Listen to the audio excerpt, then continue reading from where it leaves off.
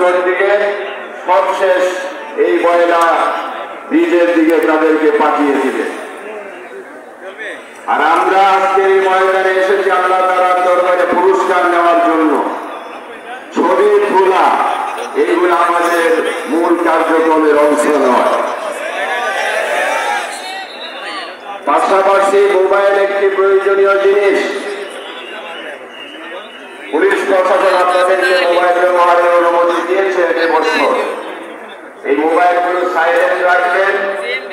আর হাজার হাজার মানুষ যেখানে সমবেত হয় সেখানে একটি সংঘবদ্ধ অপরাধ প্রবণ চক্র তাকে যারা চাপ সৃষ্টি করে এই মোবাইলগুলো আপনার হাইজ্যাক করে, এই বিষয়ে আপনারা সতর্ক থাকবেন।